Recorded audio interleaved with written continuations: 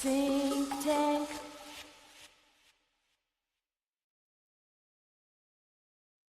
Right. So Think Tank, welcome to the only place where timelines and bloodlines and headlines get torn open, decoded, and we get to see what's really going on. Tonight we're joined by a gentleman who's gone from football fields to forbidden knowledge, from the BBC to global awakener. It's really exciting to have you, David Icke. I'm so glad you're here. Thank you for joining us. Pleasure. Thank you. So I think all of us have got a kind of an intro to who you are and what you've done with your career and your life path. We have probably been following you for, almost 20 years for me, and I'm young, so I can only imagine other people have been doing it longer. The thing that really got me was watching you go from living in the world that we all lived in, waking up, adjusting to that uncomfortably, and then finding the power and courage to go through that transition, to just be open about what you're actually experiencing, to acknowledge that most of what we experience is kind of a lie, either a mystical lie or some propaganda that's presented to us. And I remember your introduction to the occult mystery schools, the fraternities, the esoterics, the elite, their connections to, beyond royal families, bloodlines, and then even into the pseudo mystical aspect of, are we experiencing multiple conscious entities, things that are interfering with our own progress and our own self-realization. And I remember thinking, it was funny because for a while you were, I wouldn't say exactly promoted, but they were putting you on Wogan. They were definitely having a laugh while you were being pretty serious. And once you started to really poke the bear and show people what was going on, then they started making all sorts of ludicrous accusations about you. I think the one that really got me was when you said that there are reptilian bloodlines that are interfering with the path of the human civilization. And then they said, well, that's just anti-Semitic, which to me was pretty funny, because what does that say about them if that's their first place they go with your work? But maybe you'd like to introduce more from your perspective what you really do and why you've become the person you've become. Yeah, well, I'm currently banned from 30 European countries and Australia. So you're doing all right. Yeah. We're talking about things that are now becoming blatantly obvious to more and more people, which is that, for instance, the Israel government is running an agenda that is nothing at all to do with the interests of Jewish people. But you point out how Jewish people are being scammed by their leadership, which has contempt for them. And you're anti-Semitic, which of course is a defense mechanism for that elite to stop legitimate investigation into their activities and exposure of who they really are. And interestingly, when I've been in various court cases challenging the ban from these 30 European countries, which is because they have the thing called the Schengen group of countries in Europe, border group. And if you're banned from one, you're banned from all. That's how it came about. And so I'm banned from the Netherlands, where I was invited to go and speak for 20 minutes at a peace rally in Amsterdam, and was banned from the country and therefore from all those other countries. And it was for 2 years, and that's now been extended to 4 years. So obviously I'm rattling cages. And like I say, interestingly, in the court challenges to that ban, basically going through the motions, really, they have brought up the reptilian thing as a reason for it, which is kind of really, really bizarre, to say the least. But what do? I don't accept what we're told unless there's evidence to confirm it. I don't believe what any authority tells me unless I have evidence to confirm it. And when you start doing that, the whole narrative that we're given from cradle to grave about reality, about who we are, about world events, starts to crumble. And of course, then you start getting the ridicule from those that have bought the official story, and you're challenging the official story, so you must be crazy. And you then start to get pushback eventually from the system itself, which I've had for a very, very long time. And it's just confirmation that you're over the target, really.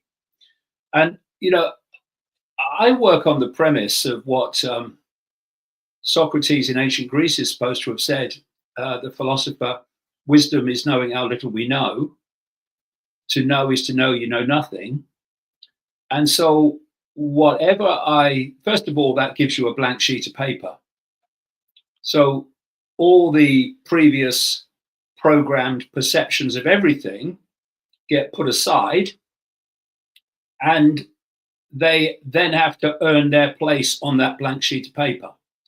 And it's extraordinary how many don't and can't, because they can't produce the evidence. It's just repetition of an alleged fact that turns out to not be a fact at all. And the other thing about that philosophical way of researching is that that whatever you think you know at any one point, there's always more to know. And it's the more to know that keeps you going deeper and deeper and deeper in the rabbit hole in search of what you don't know. And what I've seen with the so-called alternative media, which I say at its central core, its algorithmically promoted core, has been hijacked, especially since COVID. You see endless people claiming to be telling others how things are, who have very quickly reached a point of, okay, this is what's going on, and they've stopped. And now they're spinning around in an eddy in the river of knowledge, the river of insight, the river of understanding is flowing past them, and they're an eddy spinning around as it moves on, but they don't. And so we've reached the point where to understand, if you like, the global conspiracy of human enslavement, all you have to do is look at the political, financial level of it all. And that's as far as you need to go, because that's what the conspiracy is. Well, it's not. That's a couple of ways the conspiracy plays out. What it really is, and like I say, you always know there's always more to know, is that humans have been manipulated for phenomenal amount of what we call time by a non-human force operating from the shadows. In fact, I say the shadows. There was clearly a time, if you read the ancient texts going back thousands of years BC, when they weren't in the shadows. They were openly operating in the human world, and they were encouraging humans to fight each other. If you look at the Old Testament God, Yahweh, he's a psychopath, right? he's a psychopath. He's constantly demanding the slaughter and war and fear of him, blah, blah, blah. And jealous, angry God, right? Yeah, the jealous God. There's no other God but me, which kind of tells you that when you see other quotes to that along those lines, that there must have been other gods. And there were loads of them, hundreds of them, which different cultures worshipped. And then there came a point where major religions like Judaism, Christianity, and Islam fused these multiple gods that were worshipped before into a single god. One called it Yahweh, one called it God, Almighty God, other one called it Allah. But it was the unification of these multiple gods, which were actually interdimensional entities. I would strongly suggest, if you look at people who have retranslated the Bible texts from a perspective of, let's just look at what they say from their original point of view and not how they've been wrongly translated. This is what this word means. This is what this word really means. It becomes blatantly obvious that something akin to what I'm saying has gone on. Now, what has happened since is that these entities, if you like, the Sumerians called them the Anunnaki, the Bible calls them the Elohim, they started then to manipulate from the shadows. This is going back a way now. And the outcome, however, has been the same, where countries are played off against countries, groups are played off against groups, belief systems are played off against belief systems. And we have the horrors, as I speak, of Israel and Iran and what's going on with that. And, you know, when you take these religions and you play them through history to present day, what have they been?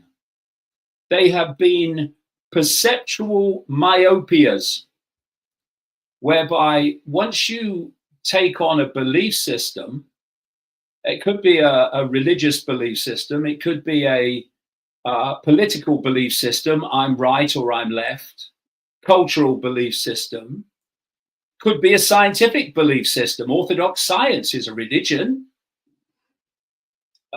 Human caused climate change is a religion. It's just the same mentality, basically. This is how it is, and anyone who says different must be wrong by definition. And if you take on a belief system like that, what it means is immediately you are denying yourself all those areas that are there to explore, they are there to question, they are there to see if they have anything valid to increase your understanding. But you ain't going there anymore. You're not going there anymore because if I do, then my belief system is under threat. So if you have for instance, a belief system that we're just, the only life is human life, and even though you look at the night sky with all those lights and stars and planets, there's just no life there, it's only us. And if you buy the usual story, the usual narrative of what human life is, then when someone comes along like me and starts talking about things that are way, way beyond that, your immediate reaction is they're mad or they're bad. In my case, both, it seems, some people. And it means that you dismiss by reflex action, rubbish, rubbish, no, no, change the subject, ludicrous. Because you are defending your belief system.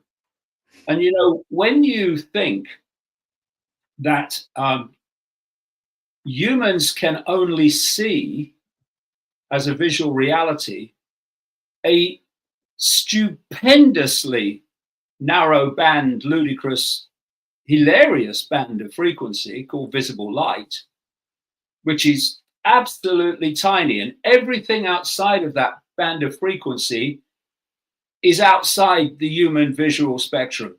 Mm-hmm. According to mainstream science, the electromagnetic spectrum, which is the basically experienced human reality, is 0.005% of what exists in the universe in terms of energy in all its forms, and visible light is a smear, a fraction of that 0.005%. So when you start from that premise, a little bit of humility is called for in terms of, I know. No, you don't know. I keep hearing people saying, I've woken up, I'm awake. No, you're not. None of us are. We're awakening to more and more knowledge and more awareness of what's been kept from us before.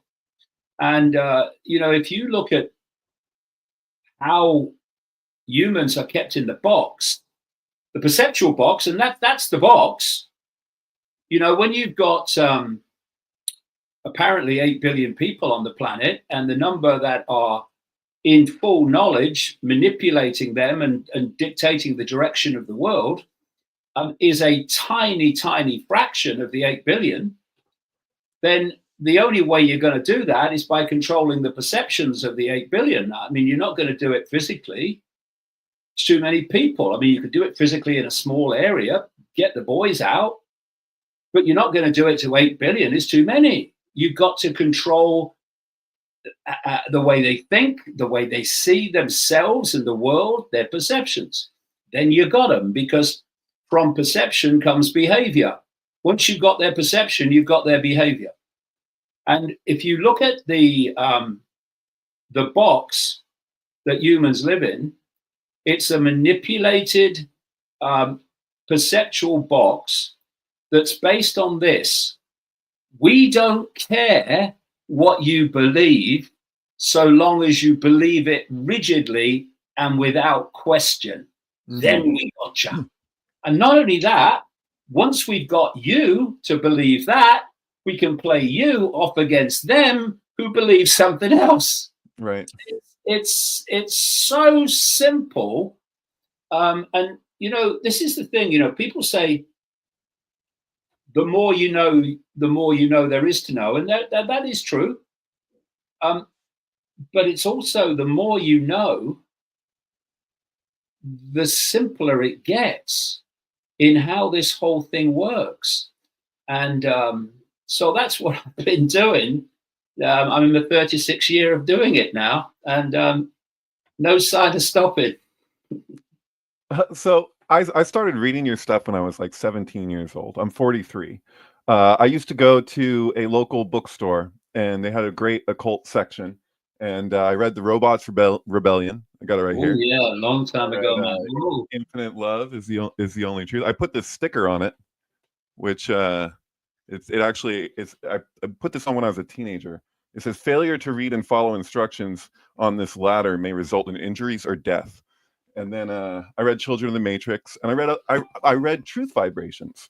I read Love Changes Everything, and at the time I was also reading Alice Bailey, and I noticed a lot of parallels between your early stuff and Alice Bailey. I really appreciate what you're saying about knowledge and developing. If I had to say the things that I thought when I was a teenager reading your stuff, if I had to stand by that indefinitely into the future, that wouldn't be cool. I like that you develop your thinking and your understanding of things over time.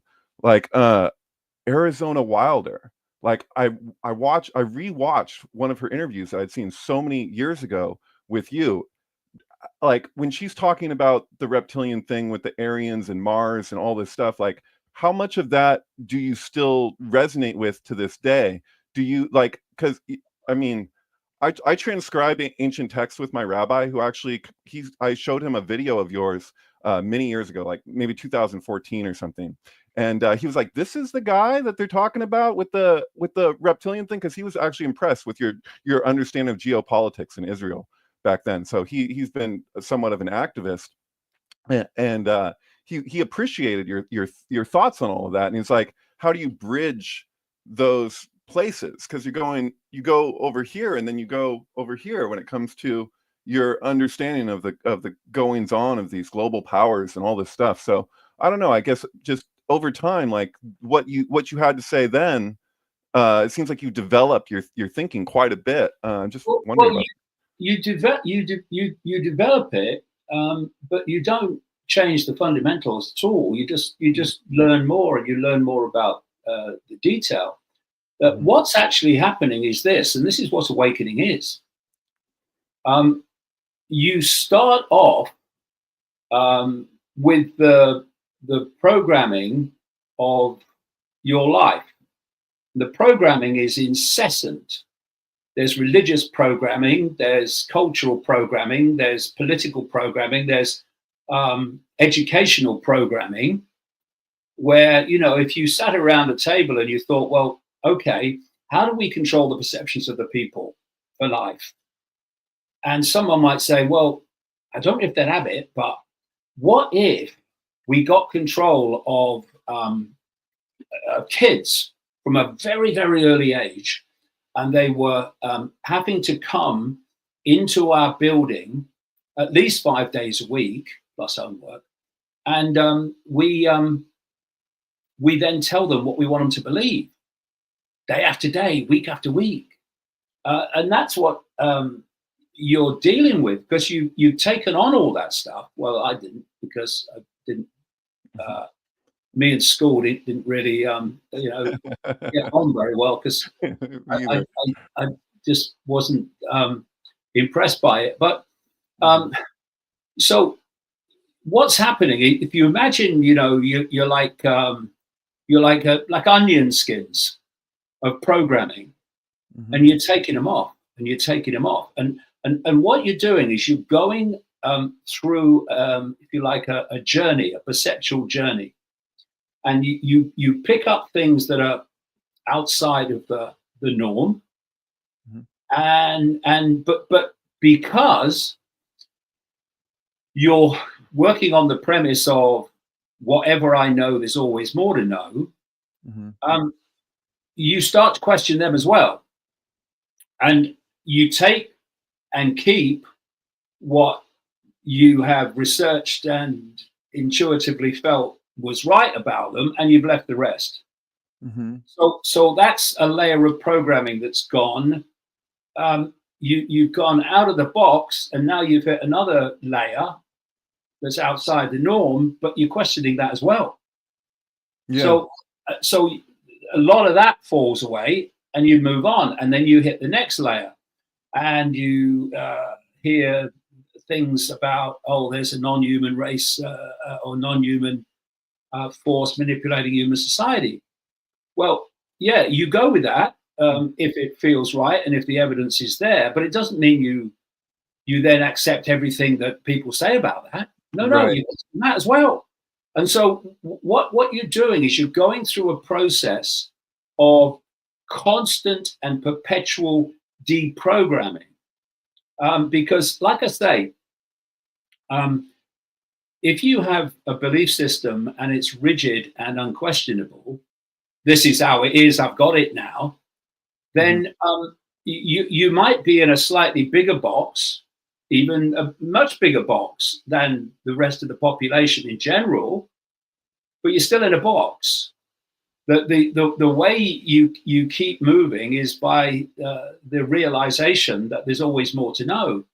And so you hit the UFO kind of level of belief, and you question that, and that stands up to that questioning and research you go with, and those that doesn't, you don't.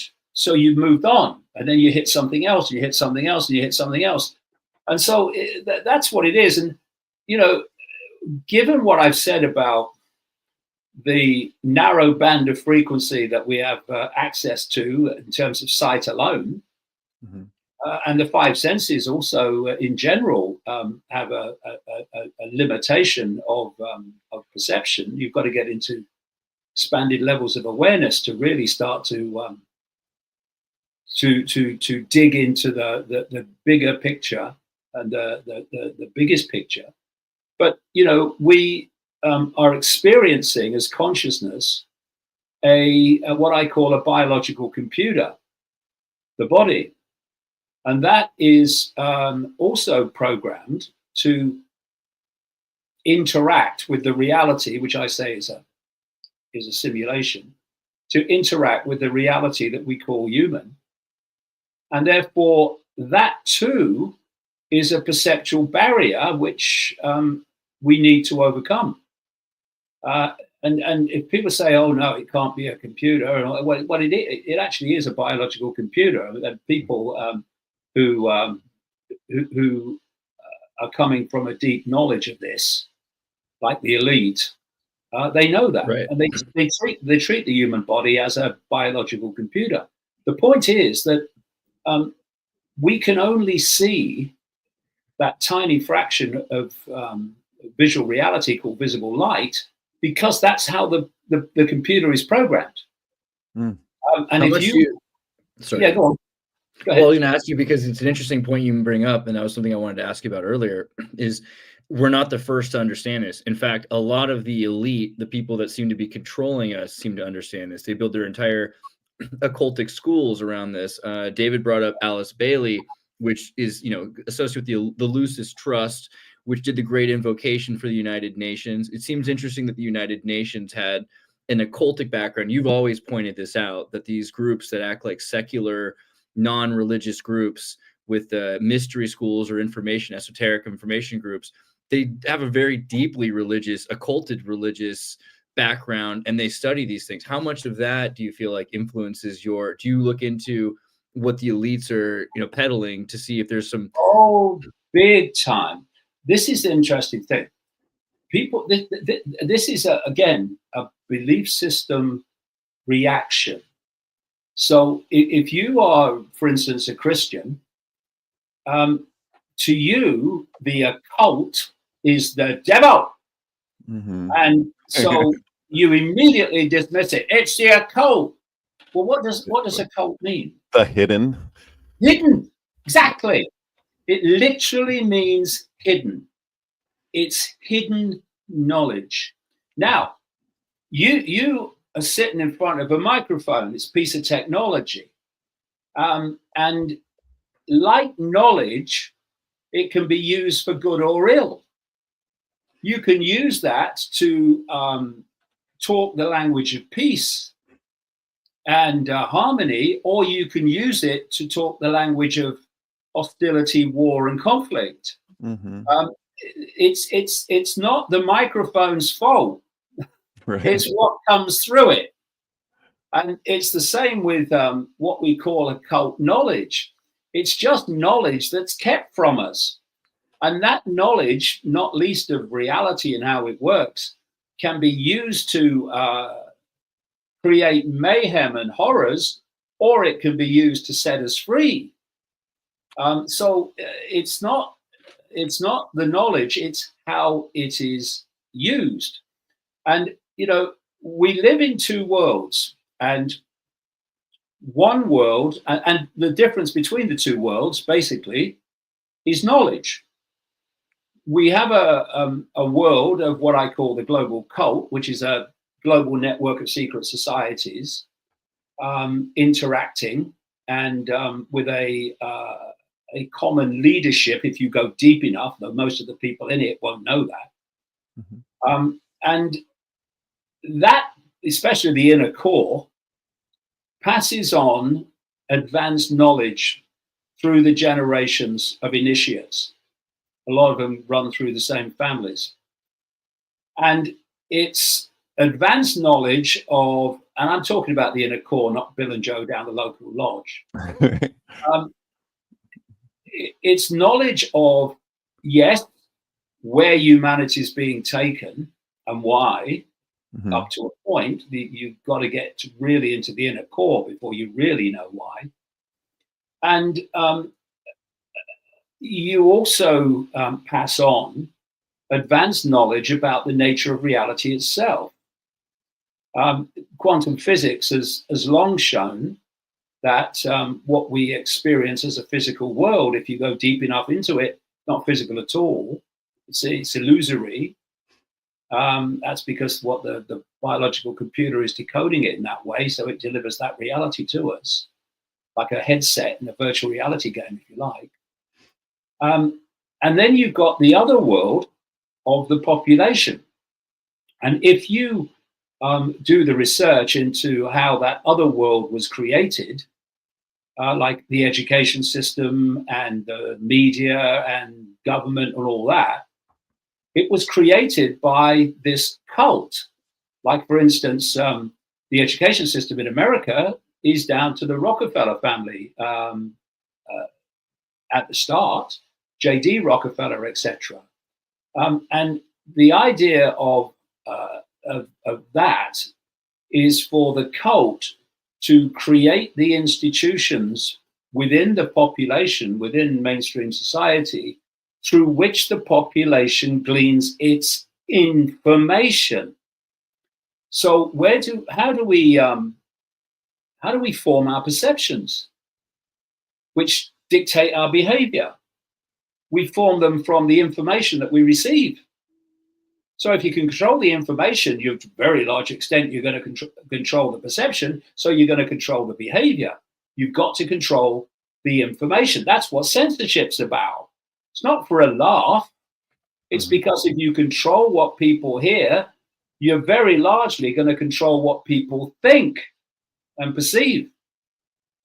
And so you've got the same cult in a circle that passes over the advanced information knowledge through the secret society network, and also has control of the sources of information that the public come across. And therefore, there's this massive gap in the knowledge of what the inner core initiates understand and what the population understand.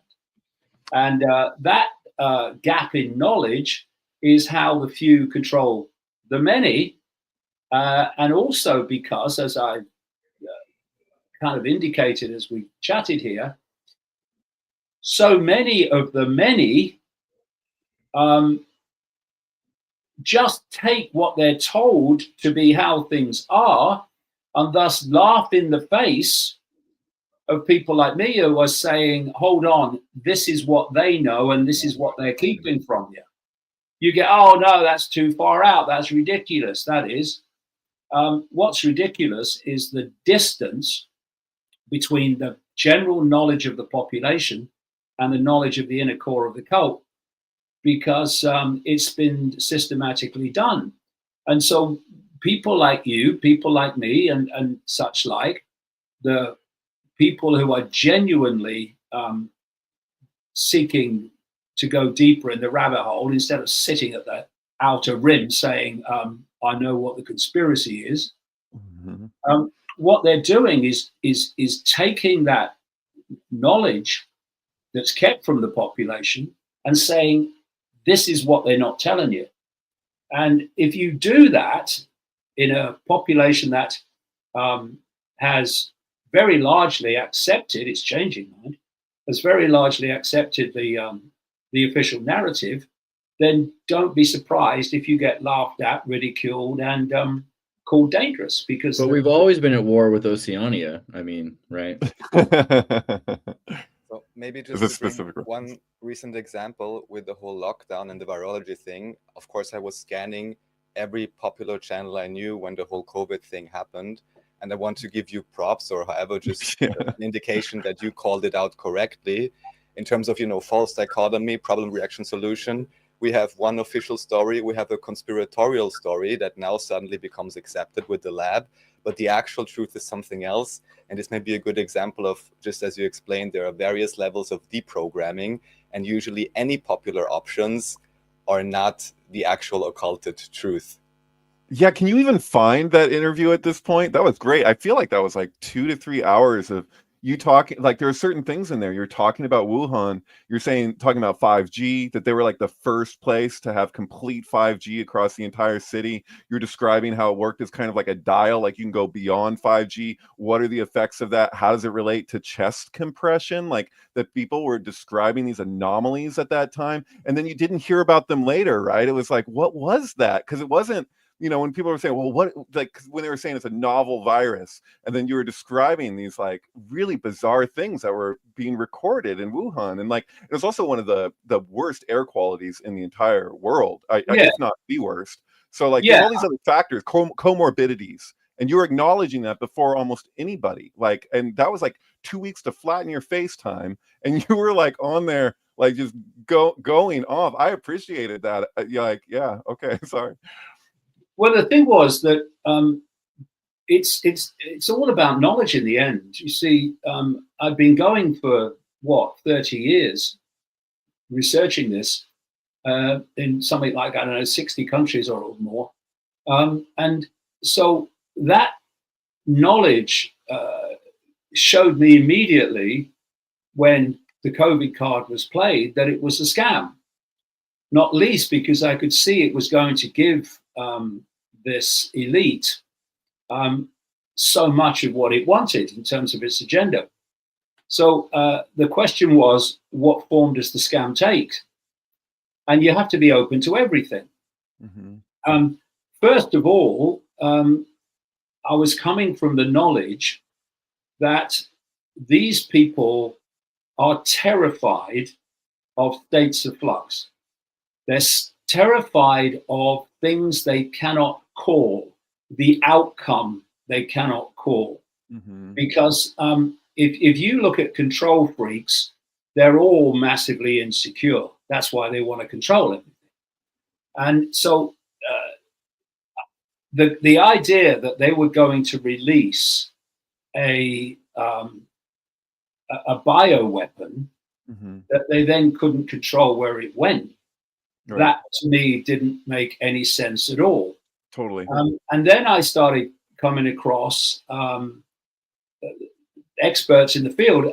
And I remember I was sent a long email by a medical scientist that was pointing out that you don't need a real virus to have a pandemic.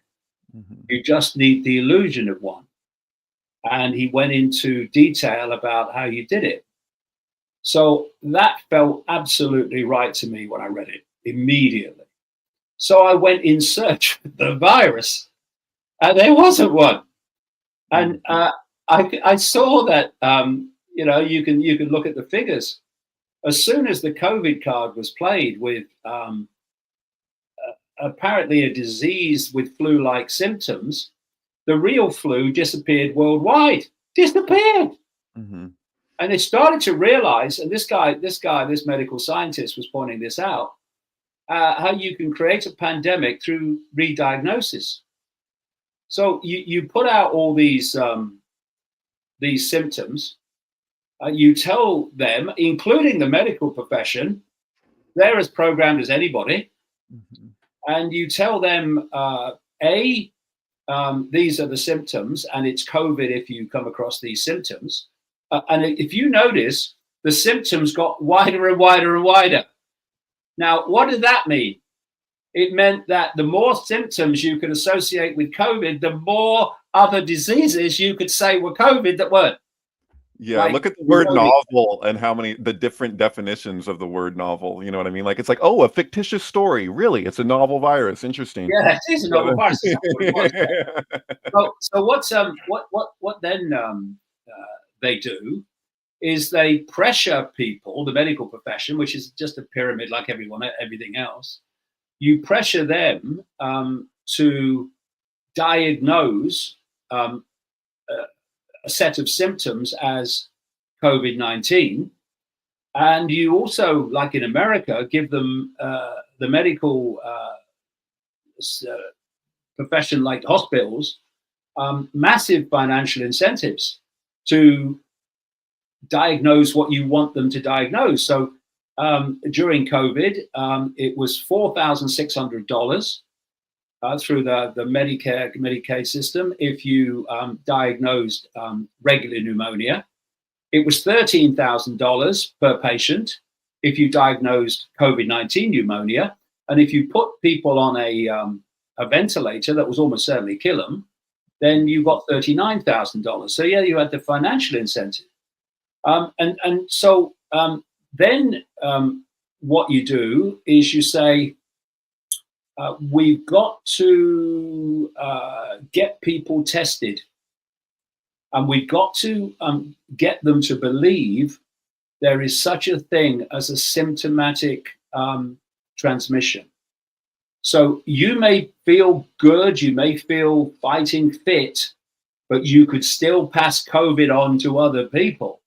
Now, what that was for is because they wanted to lock down the population en masse, and they wouldn't be able to do that if only symptom people were locked down. What usually happens during a pandemic, epidemic is once you got the symptoms, you're kept from the rest of the population. But they wanted everyone locked down. So they invented this thing called a symptomatic transmission, and so they could lock down everyone. And the more they tested them with a test that is the creator, Kerry Mullis, of the PCR test, said very loudly before he died, just before the COVID hoax played, the PCR test can't tell if you're sick. So what they did is they used the test as if it could. And the level of misdiagnosis through the test was fantastic. And I never had any test. I never wore a mask once, and I refused to lock down. How are you still here? I was told. No, sorry. Yeah, and that's the other thing, mate. Is that in England, the pushback got to the point where there were hundreds of thousands of people walking through the streets of London in protest at the restrictions. Mm-hmm. And we had many of those. I mean, I spoke at about three rallies in Trafalgar Square, where there was 45,000 people there. And I was hugging people all the way through COVID, obviously. And I never had so much as a sniffle. And so you've got the test. If you were said to be positive in a COVID test that wasn't testing for the virus, mm-hmm. then you were a case.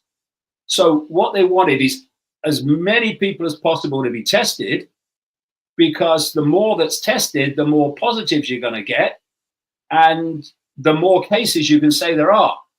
For sure. And that left you with how do we get the deaths? Well, first of all, people were going to die from the diseases that were being misdiagnosed. Mm-hmm. And secondly, you had this extraordinary situation whereby they introduced the fact that anyone that tested positive with a test not testing for the virus and died of any other cause, motorcycle accident, falling down the stairs, within 28 days, sometimes longer, it went on the death certificate that it was a COVID death. Right. Well, there's that 14-day rule, right? Where it's like if it was the second shot, if it's talking Pfizer, it was the second shot 14 days after, then you were counted as vaccinated. So like you know, yeah. But there was also, to me, it was interesting, and I know that you've made pretty decent and salient points about the QAnon moms in America and posting on Facebook that was definitely part of a honeypot to influence people the same way any pandemic itself was influencing people.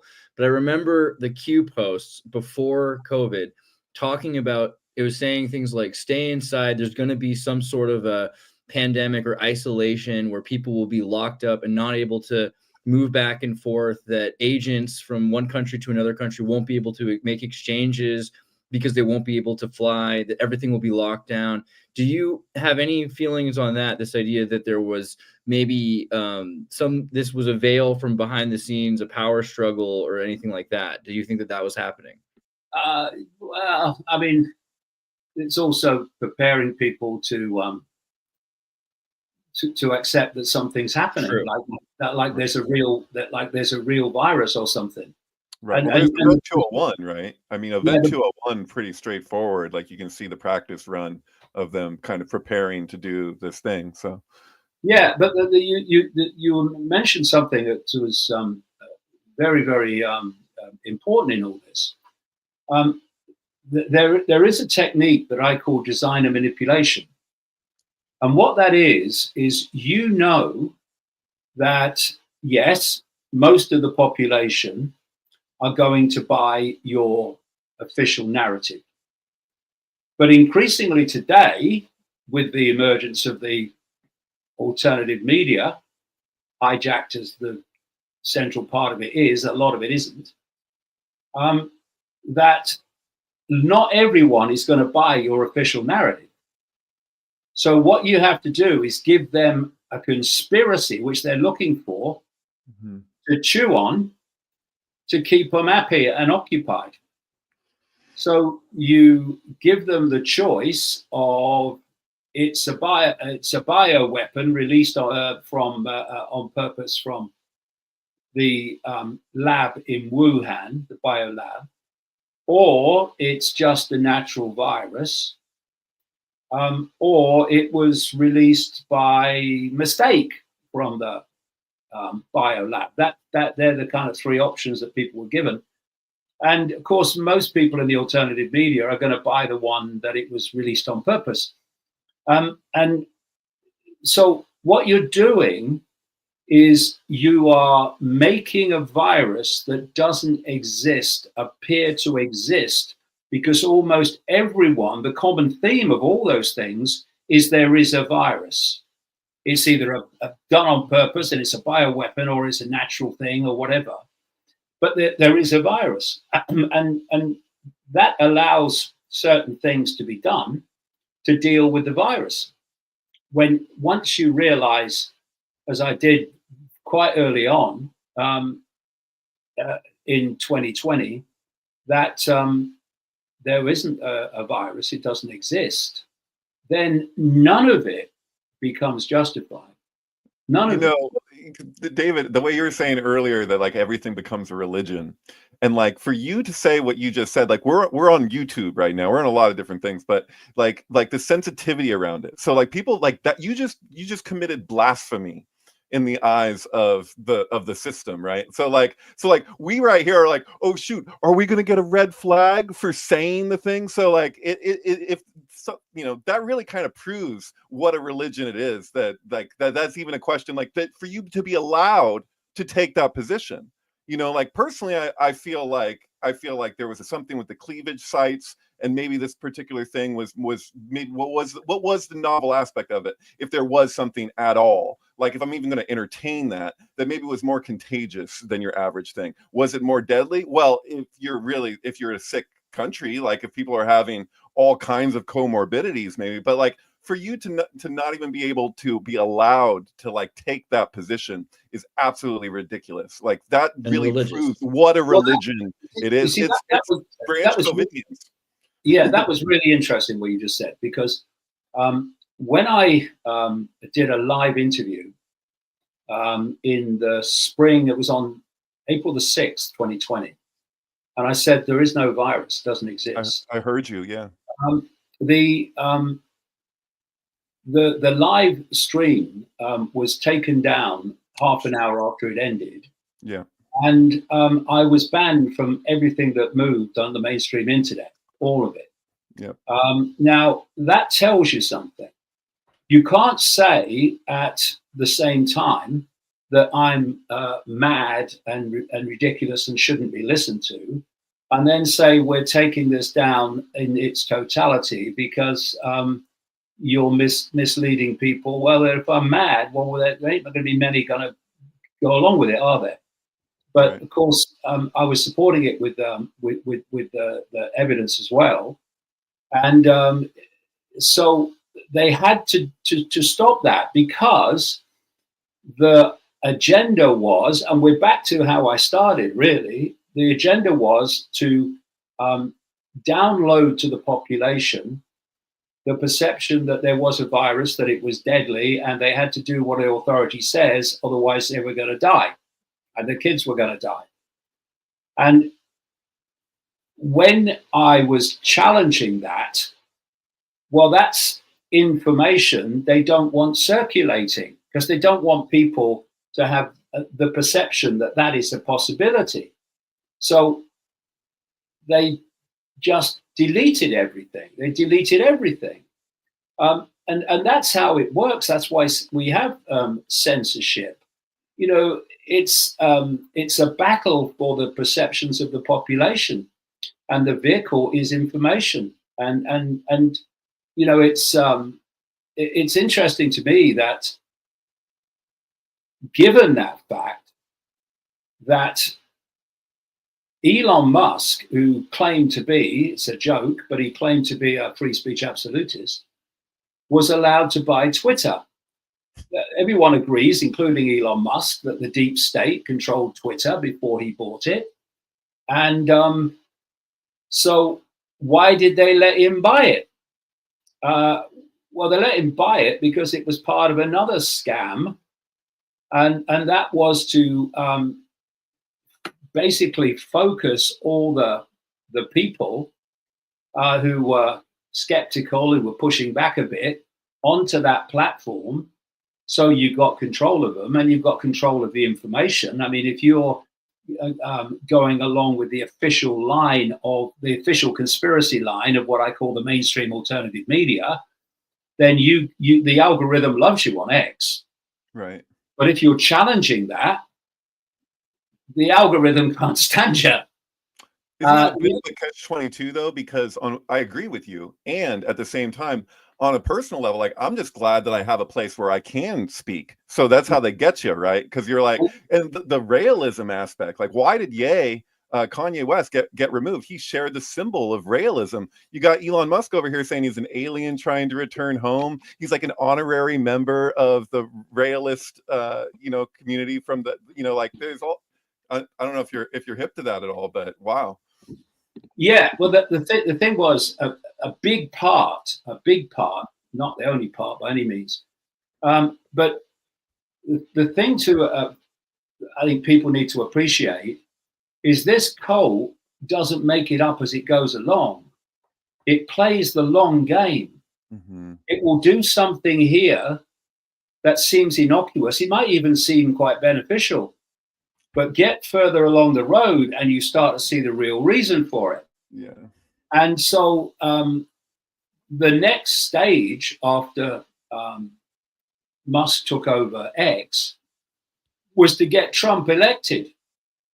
And if you look at X, it was overwhelmingly through the election campaign, not least when Musk came in officially, a public relations operation for Donald Trump and the Trump regime. 100%. Now, that was not an accident. That was all pre-planned. And so he gets in.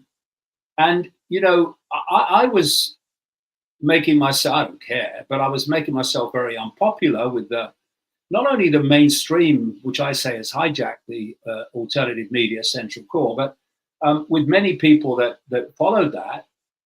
When I was pointing out that Trump was a scam and Musk was a scam and the whole thing was a scam, and that what Trump said he was going to do, he weren't going to do at all. He was just telling you what you wanted to hear. One of the great mind control manipulation techniques known to humans, which is telling people what they want to hear, because the door's already swinging open because you want it to be true. You tell people what they don't want to hear, like Trump and Musk is a scam, and the door's padlocked because they don't want it to be true. That's how it works. And this is why we have to be honest with ourselves and say, okay, well, I'm just going to look at this dispassionately and see if it has any validity instead of no rubbish, nonsense. And what has happened since Trump got in, of course, is that he started to do things he said he would do the opposite, and that's all part of the plan. I mean, predictable as it could possibly be. Yeah, right. Yeah. Well, yeah, so I wanted.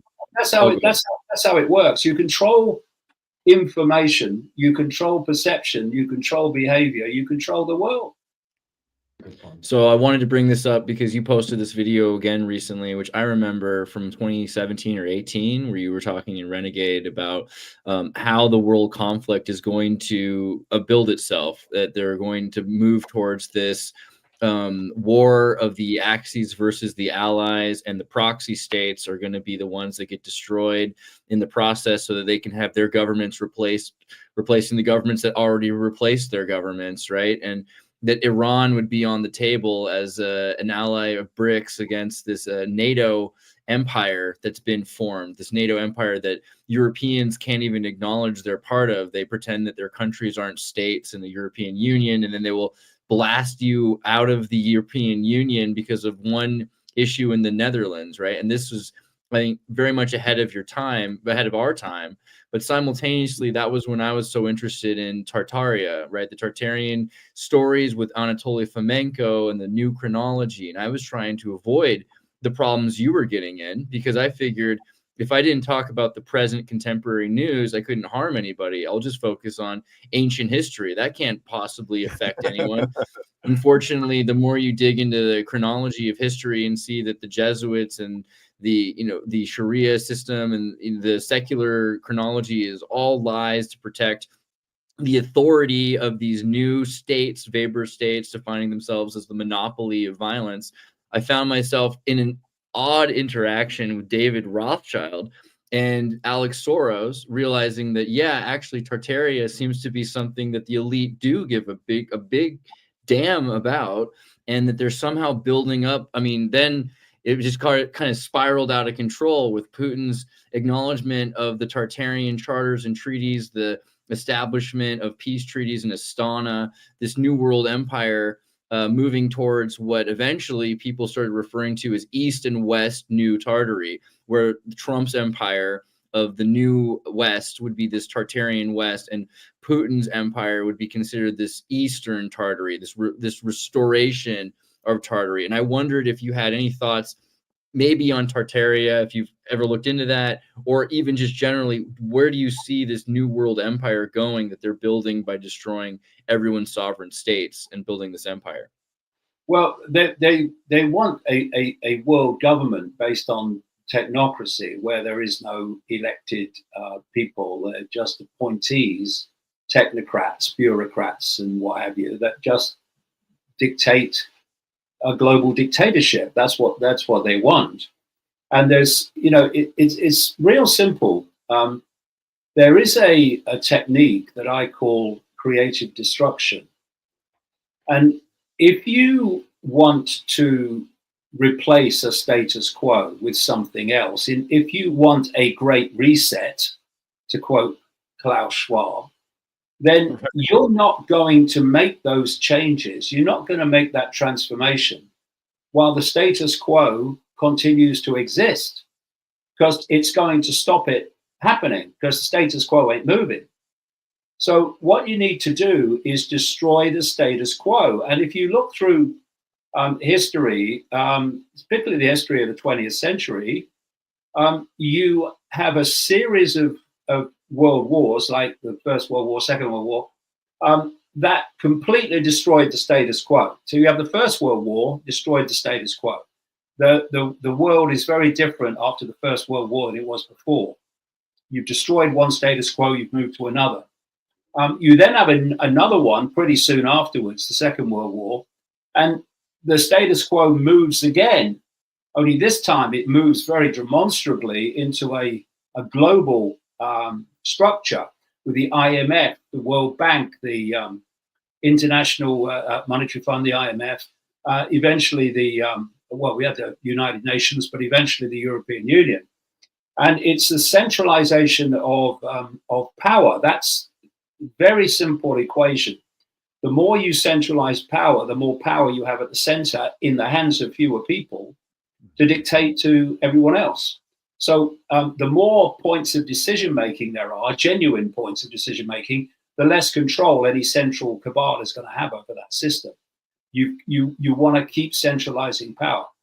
And so we reach the point now where the status quo of the world in general needs to be dismantled. Now, while America continues to exist as it has done, in the way it has done, and while the present financial global system continues to exist. Although the cult created it and it served it magnificently, it wants to move to the next stage where everything becomes even more extreme and centralized in terms of power.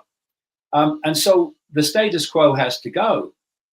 So what you do is you bring in a wrecking ball called Donald Trump, and he is, and same with Musk, with Doge as well in those early months.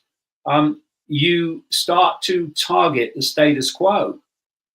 Like the status quo, for instance, is not calling out the Marines and the National Guard federally to respond to what was a very, very, very early days of protests.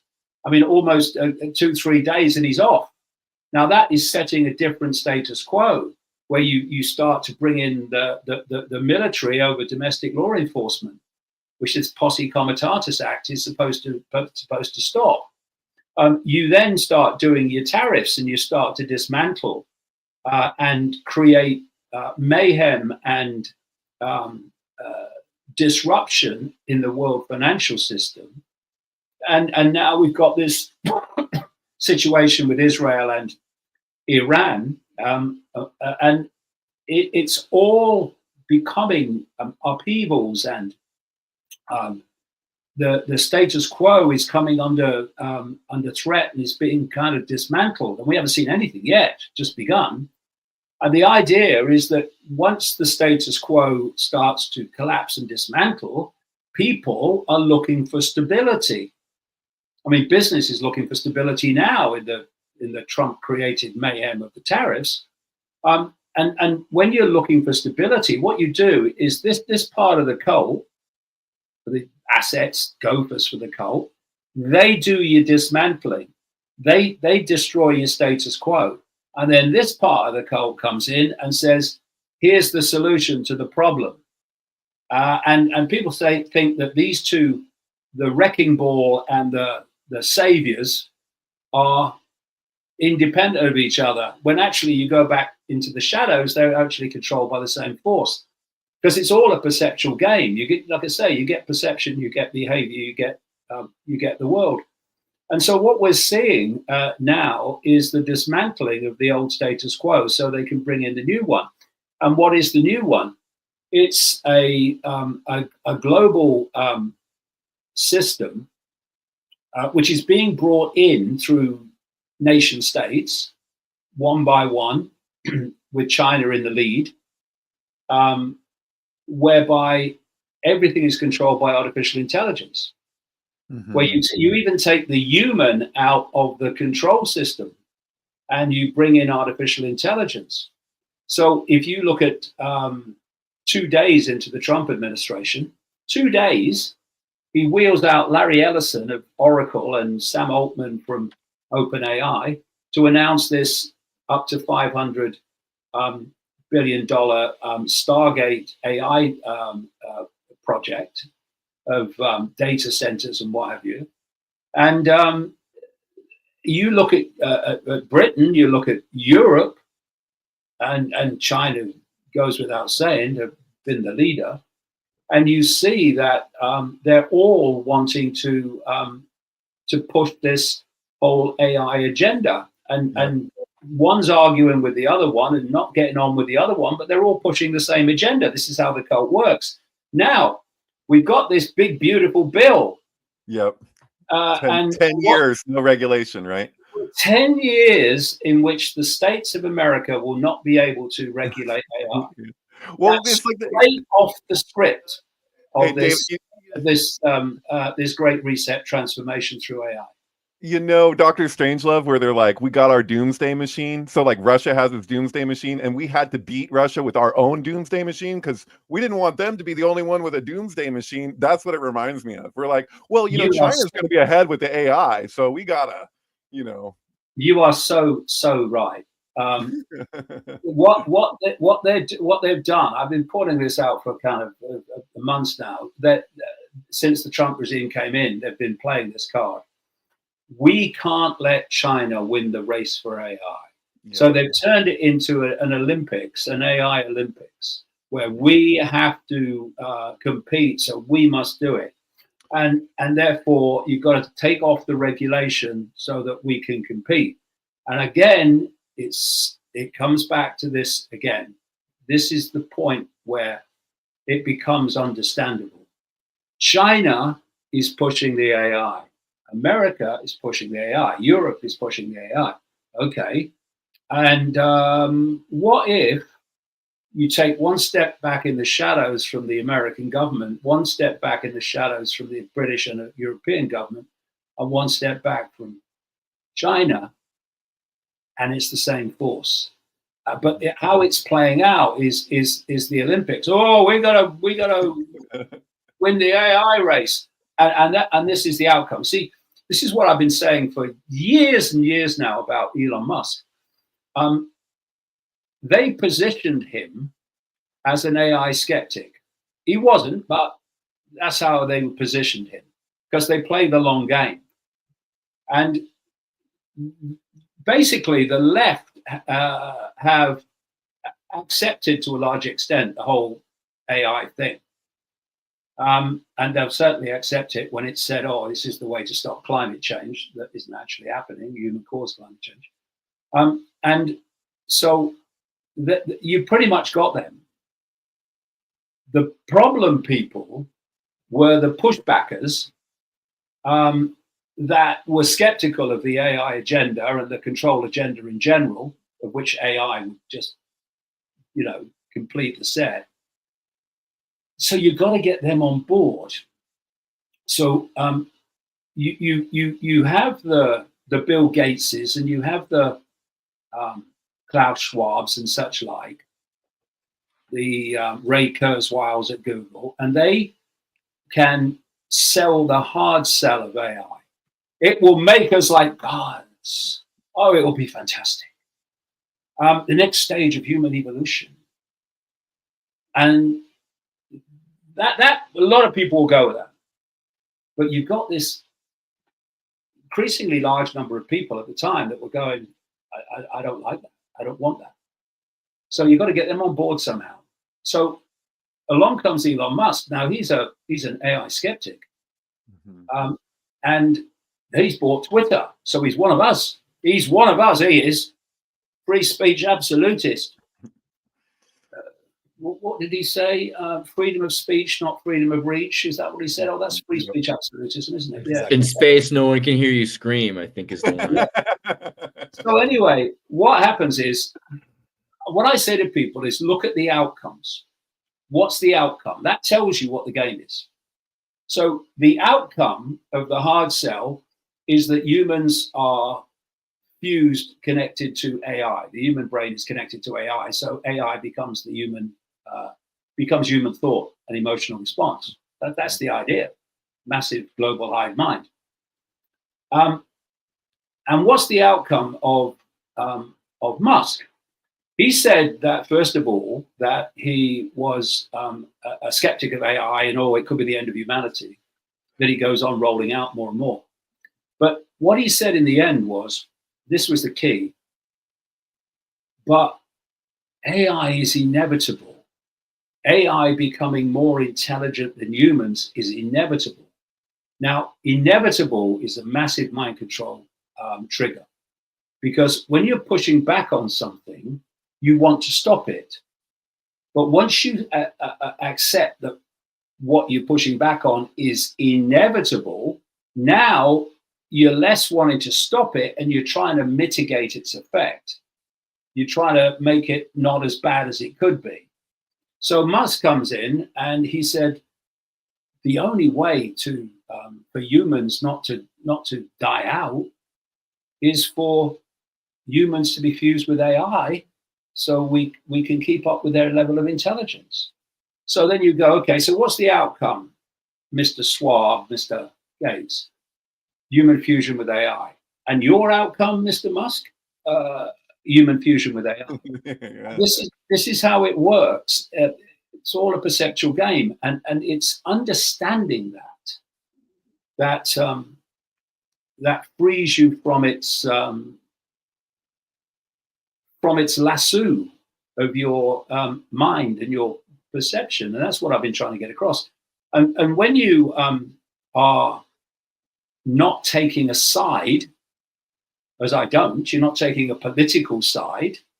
You may take a moral side, no problem, but you don't take a political side. You don't take an ideological side, because as we're seeing now with the Trump regime and the MAGA and the MAGA media, and as we see with the left as well, is that when our side does it, it's okay, and when the other side does exactly the same, then it's terrible, right? So you're seeing that. That's what happens when you take a side, because your point of reference is my side doing it, or is it the other side doing it? Whereas when you take a step back from that nonsense, you go, why is it being done at all? And what's the effect on the population? What's the effect on freedom? What's the effect on fairness and justice? But you're not taking a side, because you know that they're two cheeks on the same backside anyway. But once you do that, you're upsetting the left when you point out how they're imposing tyranny. Yeah. And you are attacked by the right when you point out that they're imposing tyranny, as they are currently. So you've got to come to terms with that and realize that when you take these positions, that's what's going to happen, and just let it go in one ear and out the other without touching the sides. That's what I do.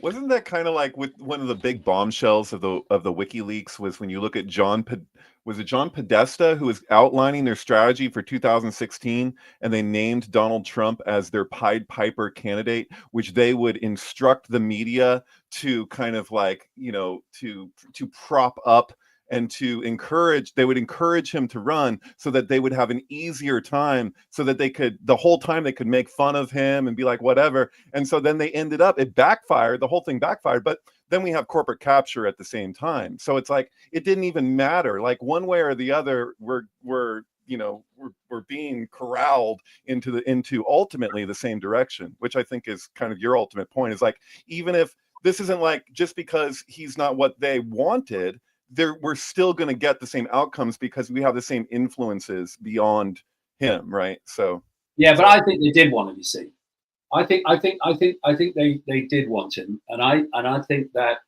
if you look at what happened in the period just before and when he finally said he was run for a second time, all the attacks on him, whether they were legal or otherwise, all of which one by one went away,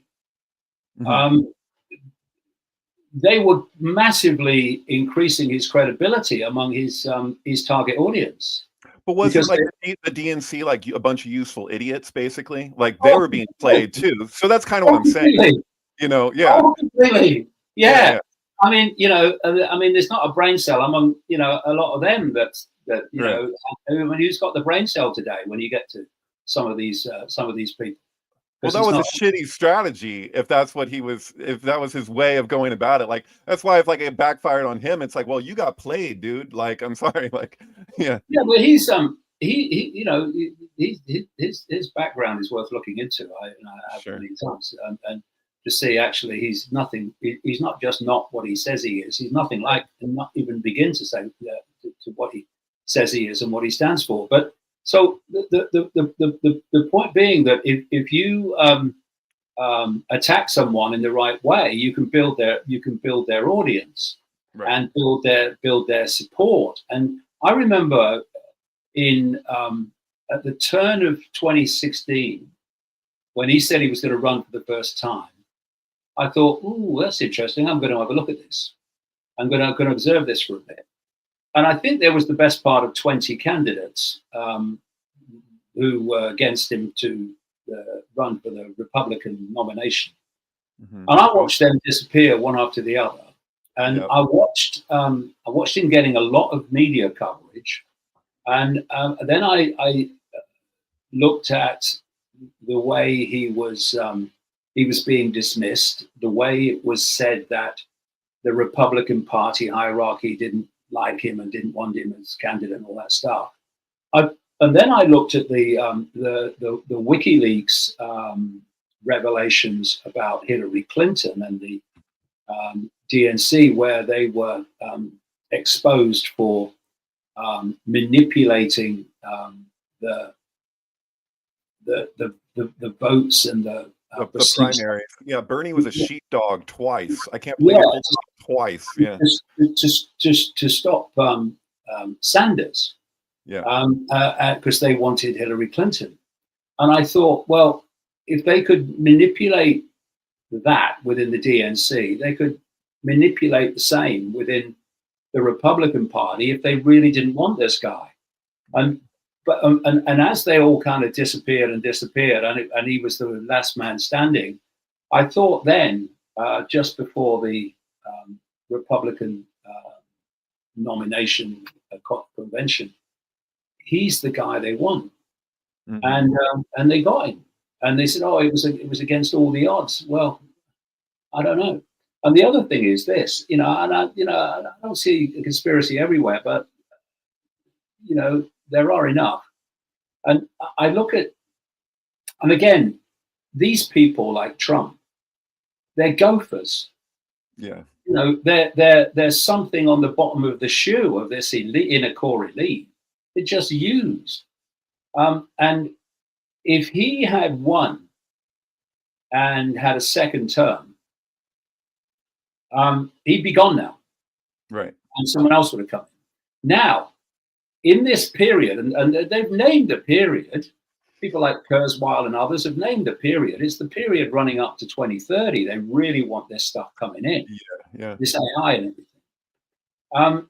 And if imagine now if there was a Democrat in the White House and they were doing what Trump has done since he came to office in January. The alternative media and the MAGA would have been absolutely furious. They would be in all directions, exposing this and exposing the AI and exposing all of it.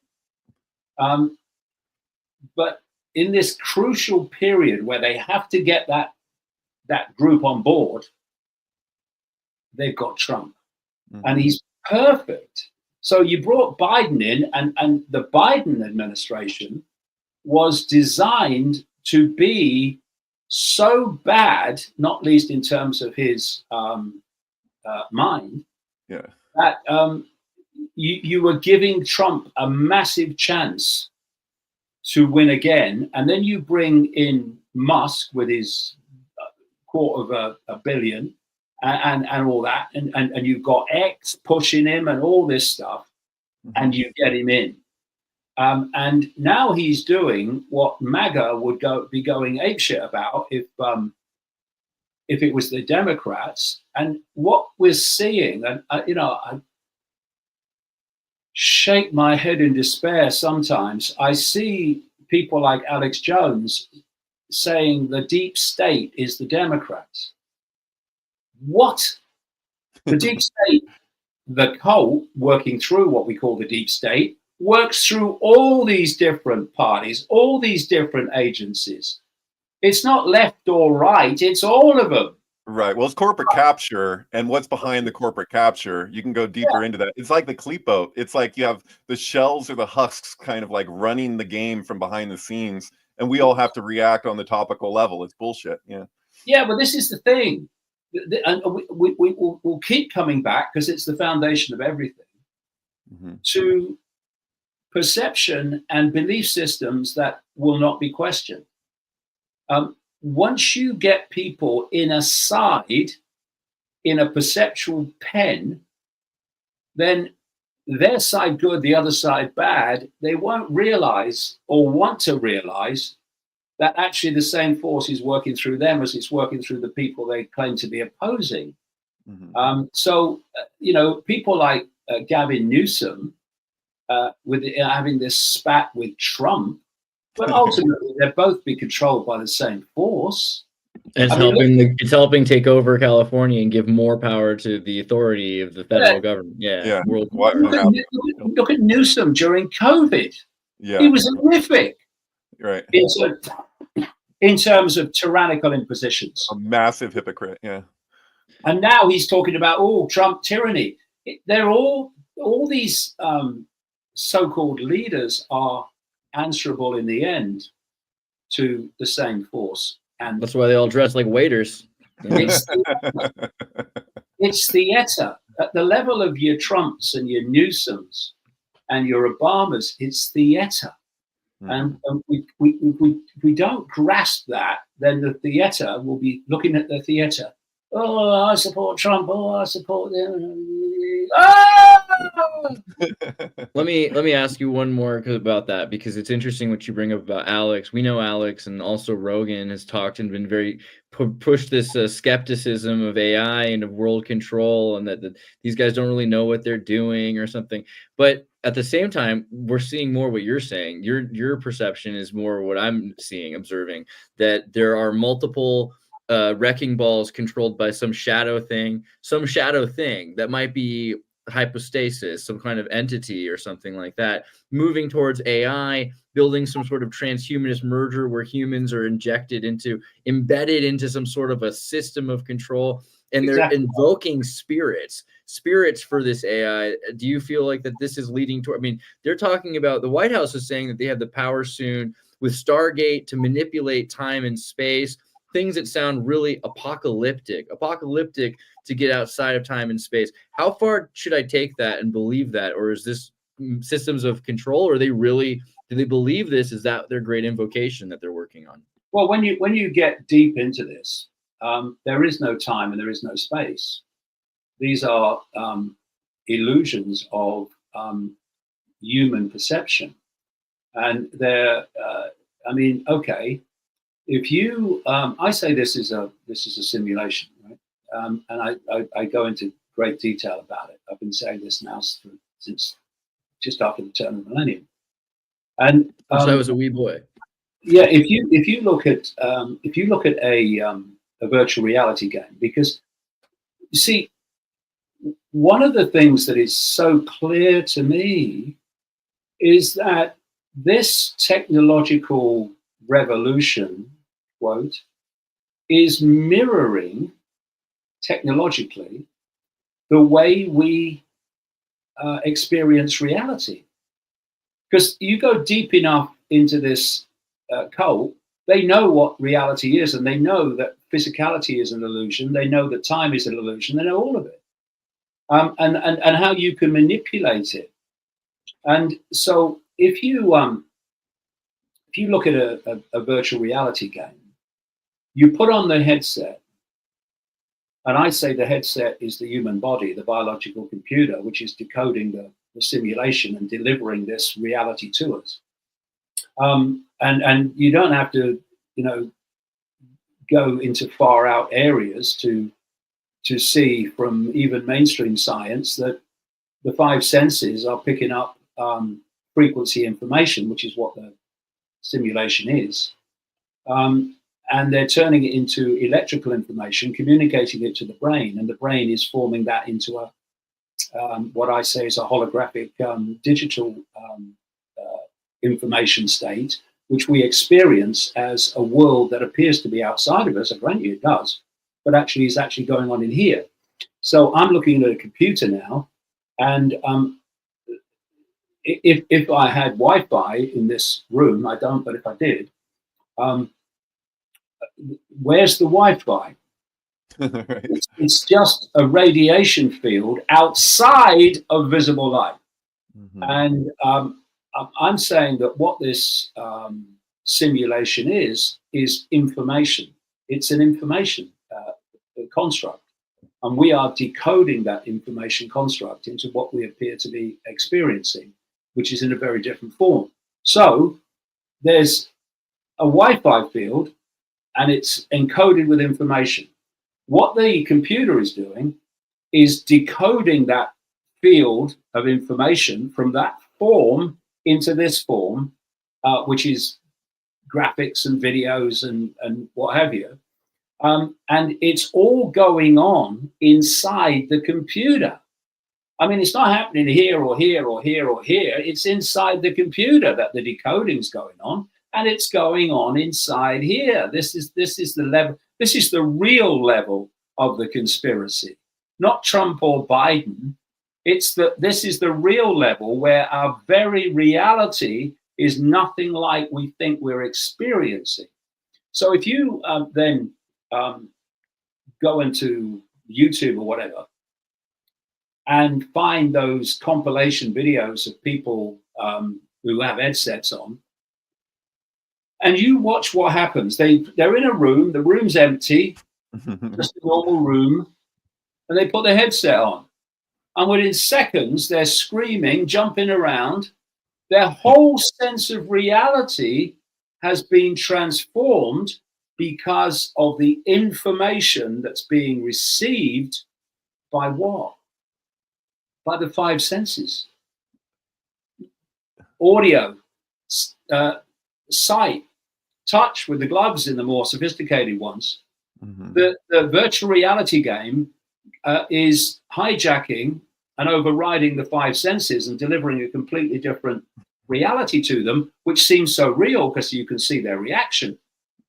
And that's what this is. Now, what you can do is take the headset off and go, oh, phew, it was just a game. Well, this headset is cradle to grave. You can't take this headset off until the headset expires. And that's another thing. You know, what is death? We are consciousness. We are a state of awareness. And we are entrapped in a perceptual prison. And not least, this is what's delivering the perceptual prison. And so when you die, we don't die. Consciousness continues. Near-death experiences and goodness knows what else in terms of evidence and confirmation has shown that. More and more quantum physics, consciousness doesn't die. What's happened is that the quote headset, biological computer, has ceased to function. And when it ceases to function, it ceases to deliver this reality to us. Because you know, if this computer just went blank, like the electricity was off or something, what do we say? My computer's died. Right. Yeah, that's what we say. And what's the result of the computer dying? What it's decoding onto your screen no longer exists. And this is why these millions now of near-death experiences over the generations, not least today, when their computer ceases to function, dies briefly before being revived, they find themselves in a completely different reality with a completely different law of physics and possibility, because this has stopped delivering this band of frequency to their perception, which they believe is an external human world that isn't. And think about it.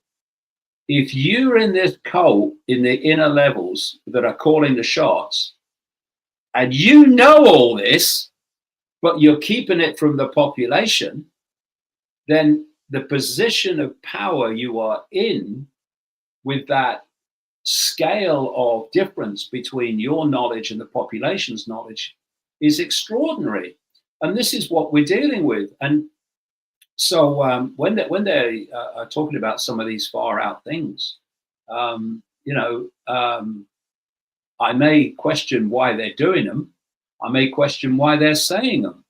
But the fact that it's possible is increasingly obvious if you're prepared to open-mindedly explore reality rather than having a closed mind and hear and no further.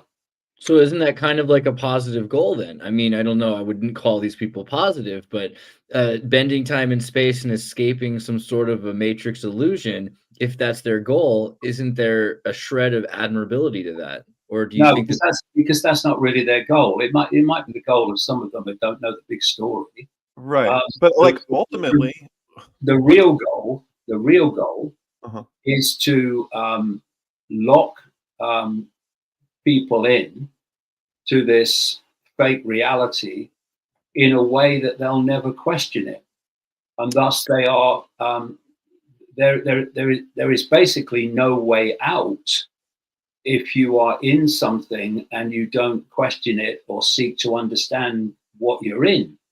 So the idea is to create a hive mind based on what people call the cloud, and part of that cloud is an electromagnetic field covering the entire planet, which is being delivered by the constant rollout of 5G, 6G towers to come, and by low orbit satellites, the leader of which is Elon Musk and SpaceX, but also now Jeff Bezos is coming in, which is creating this electromagnetic cloud, this technologically generated electromagnetic cloud, which we are interacting with. I mean, you know, I was born in 1952. I know I don't look it, but you don't have to say that. But, I was born in 1952, so I grew up at a time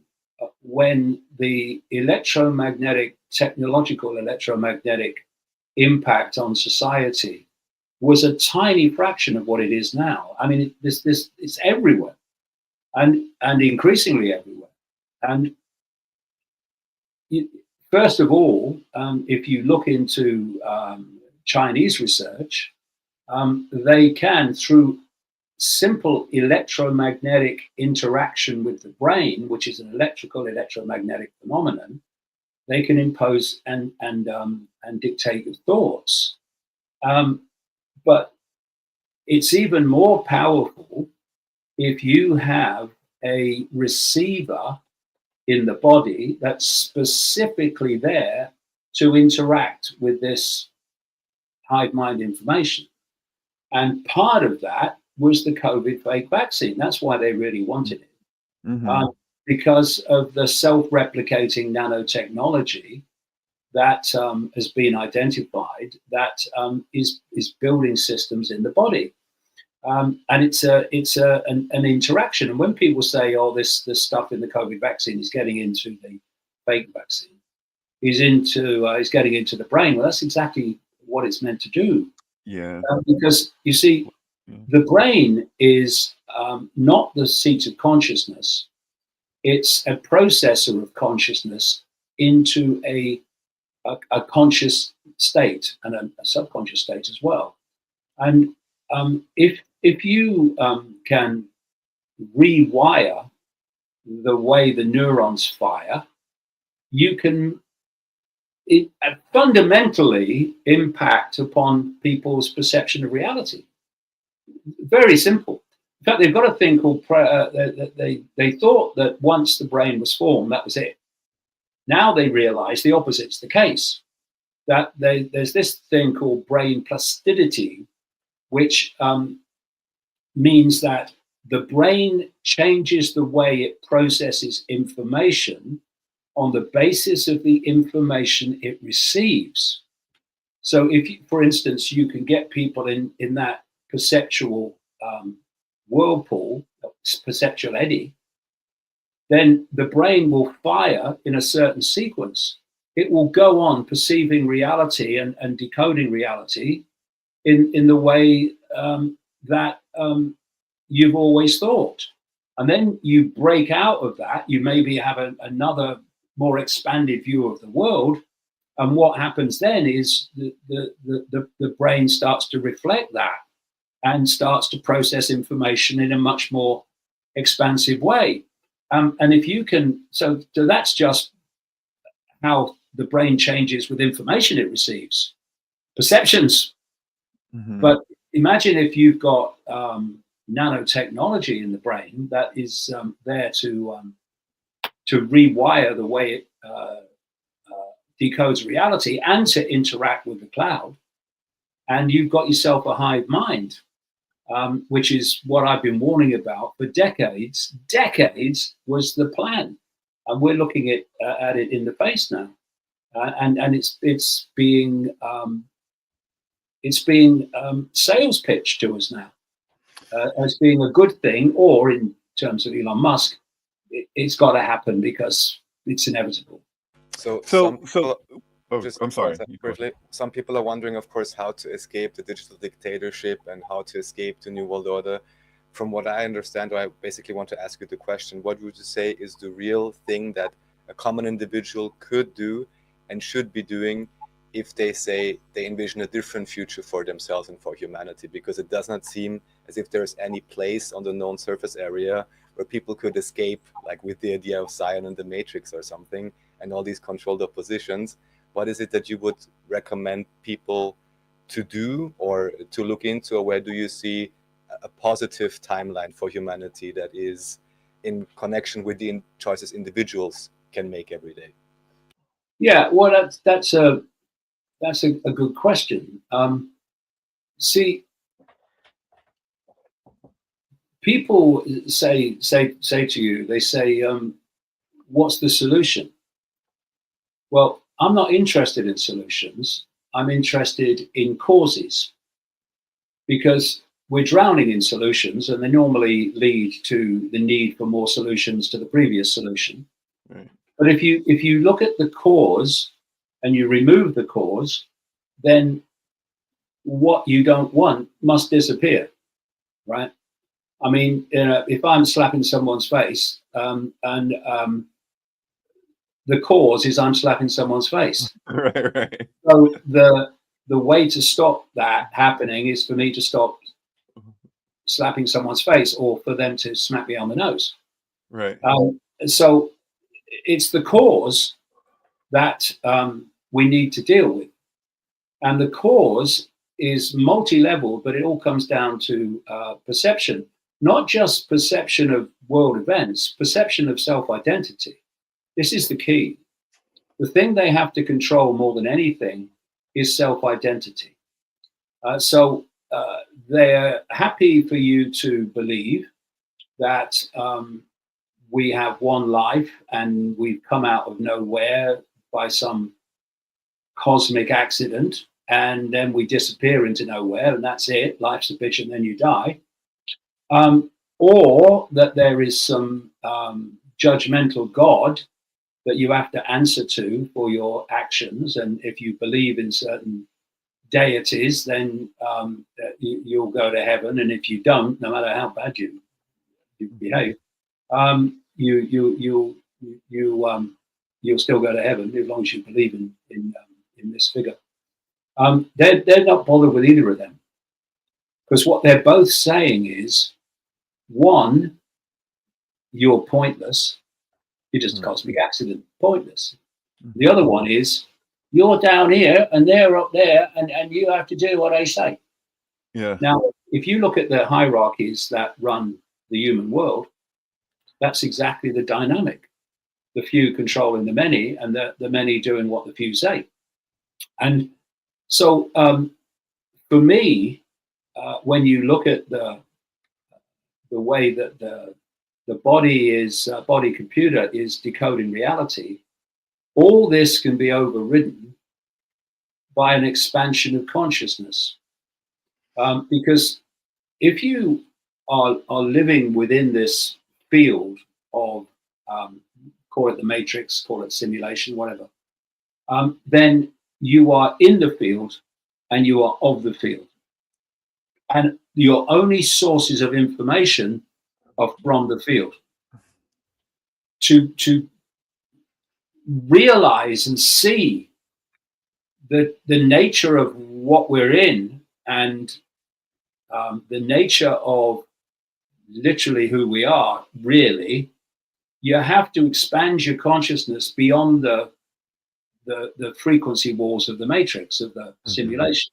And once you do that, you're accessing awareness, knowledge, insight, in which you're going, oh my God, I can see it now. Why couldn't I see it before? Because you were here before, that's why. And so the whole control system is designed to hold humanity's consciousness within the field of the simulation and not to go beyond it, because then you start to really bloody suss it.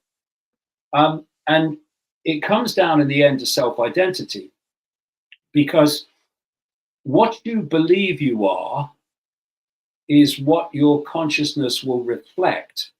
So if, for instance, you think you're little me and have no power, you will live a little me, powerless life from cradle to grave. If you believe that other people are in control, other people will be in control. That's the way the whole thing works. You create your own reality by your perception of reality. And the idea is to keep you in a perceptual state where you believe that you are subordinate to something. You're subordinate to cosmic accident, or you're subordinate to some judgmental God. Either way, you're subordinate. You down here, them up there. But when you go from self-identifying, which is what they want you to do, self-identifying with the body, the color of the body. I mean, that's a massive divide and rule operation for a start. The labels of the body, I am ours, I call them. I am our man, I am our woman, I am our this religion, that religion, this color, that color, whatever, this income bracket, that income bracket, I am our.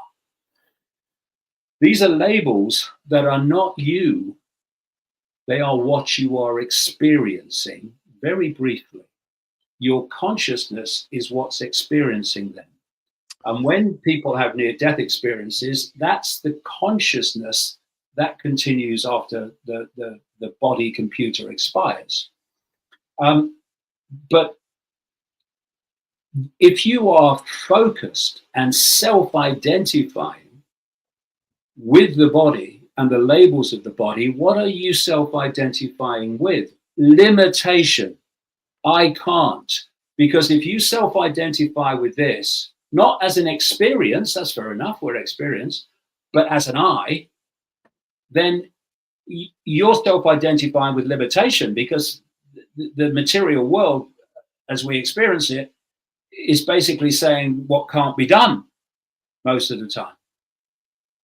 But when you move your sense of self-identity to I am consciousness, ultimately an expression of all consciousness, then that expansion of your self-identity automatically expands your consciousness in relation to the self-identity of who you really are.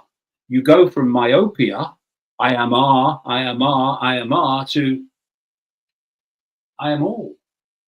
And notice that if you say in religions, I am an expression of what people call God, that's blasphemy. Right. You're an infidel, because they don't want you to know that. They don't want you to perceive that. Right. They want you to be frightened of saying that. But as you expand your self-identity, this is just a brief experience, and this is the vehicle for that experience. Does the body die? Of course it does. Do we die? No. That starts the expansion beyond the walls of the matrix, the information control of the matrix, and you start then to see beyond it. And if you look at the symbolism and a lot of actual detail of the Matrix movies, they're actually showing you this in terms of breaking out of self-identity into what you are, as opposed to what the Matrix is constantly telling us you are. And you know, the Morpheus character in the Matrix, in the first Matrix movie, he held up a battery and he said that the Matrix is a computer-generated dream world designed to turn humans into one of these. Mm-hmm. And it is a computer-generated dream world. The computers beyond anything that we can imagine. And it is turning us into a battery because that which is running the Matrix is running it and empowering it with our energy. And every time we think and every time we feel emotion, this is mainstream science, we are generating a frequency, we are generating an energy, a frequency that relates to the nature of the thought and the nature of the emotional state. And this matrix runs on the energy of low vibrational human emotion, low vibrational human thought. That relates to fear, that relates to anxiety, that relates to depression, that relates to hatred, that relates to conflict, war.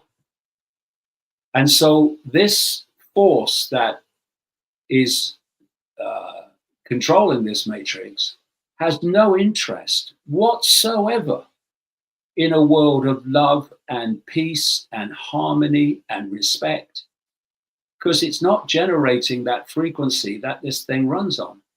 They have to keep you in a low vibrational state. And so you have, throughout known human history, a constant barrage of war, of conflict, of divide, of rule, of this, suffering, of deprivation. And for a reason, it's a reason. They literally turned humans into a battery that is generating the energy to fuel our own prison. Now, that's a long way from Trump or Biden or Trump or Harris. Yeah, word. And that's what I'm trying to get across to this closed-minded, unbelievably closed-minded central core of the alternative media. It's so polarized, right? Polarization is what keeps us there. So like you're making an important qualification, because you're talking about, like, when you use the word information here, you're using it in a different way than people might think about it, like a belief system. So you're saying, you're speaking to the need for an insight when you talk about expansion of consciousness. Like, I don't want to put words in your mouth, but I would say, like, the hierophantic task is the same as the psychoanalytic task, which is to get the person to have the insight themselves. You can't just hand this to somebody as a new bit of knowledge and then leave it at that. That's the other tree in the garden, right? It's like, it goes much deeper than something that you're just going to put on the heap of knowledge. You need to have an aha realization. Like in 2003, you had your ayahuasca experience. Like, for you, that was something that it broke the inertia, right? You need some kind of variable that's outside of your own, inertia, so that you can actually. Yeah, I mean, what I'm saying is that this matrix, this simulation, is a field of information, and that field of information is designed to keep us within the field of information. But beyond it, I mean, it's only a fraction of infinite reality. Beyond it is the knowledge that's available to everyone. You know, when people break through the prison walls, if you like, the perceptual prison walls of the simulation, and they start accessing what I would call infinite reality, they start to perceive the same things. Why? Because they're tapping into the same knowledge. Right. The knowledge that's kept out of this reality as best they can. Right. And so all of us can become, I don't know, channels, communicators, whatever you want to call it, of that knowledge. Because if you tap into it and you bring it into this reality and then express it outwards, you're breaking down the prison walls of the matrix from within. Right. You're dismantling it from within by infusing into it a level of knowledge that it doesn't want the population to have. And that's what we call awakening. So we're doing this this interview now, and it will get a certain audience, but it's going into the ether, it's going into the field. Mm-hmm. What I'm saying, what you're saying, is going into the field, and therefore it becomes available in the field for someone else to pick up. So they might go, I'm having another look at this. I'm having another think about, what is this world? And they won't relate it to you, and they won't relate it to anything but their own thoughts, but they're tapping into something. And this is why when people say, oh, what can I do? They think, well, just keep speaking your truth. Right. Speak your truth. Don't be intimidated into being quiet just because people say unpleasant things about you. They're only unpleasant if you receive them as unpleasant. If you don't, they're not. I mean, oh, that David Icke, he's this, he's that. Yeah, oh, thanks for sharing that. Nice day. Who cares? Yeah, well, you were saying earlier, you kind of spoke to these secret societies. It seems like, generally speaking, there's a shared symbol set. So you can look at the OTO, you can look at, all, the Golden Dawn, all these different groups. Well, those are European occultists, but like across the board, no culture owns the geometry, right? So people can have an insight into something. Like earlier, I was bringing up Alice Bailey and the Lucis Trust. It's like if you have a direct insight, no particular group owns that thing that's being pointed to. It's like that Zen idea where the master points at the moon and everyone looks at his finger. You're like, no, he's telling you, no, look at the moon. Like, don't look at my finger. Like, I think that there's something to be said for the way that the symbol sets are all kind of like pointing at the same thing. And then also, like, I wouldn't argue that necessarily like the Hierophantic task needs to be nefarious. Like, I'm somebody who believes that like Stanley Kubrick was kind of like conspiring against other conspirators. Like what is your intention of why you're using symbolism? Revealing. Yeah, somebody could be using symbolism to kind of enshroud or to mislead and be deceptive. Well, someone could use symbolism to encourage an insight so people can have that aha moment and kind of break out of their conditioning. This is an important area because the language of the subconscious is symbolism. The subconscious thinks in symbols. That's why we have symbolic dreams. We rarely have literal dreams. We have symbolic dreams. We're going into the areas of subconscious, and they speak to us in symbolism. And so the symbols, like everything in this reality, have a frequency.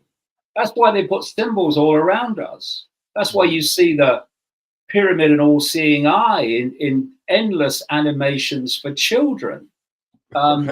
It's because it's having an effect on the subconscious. Now, the subconscious is the access point overwhelmingly for perceptual control.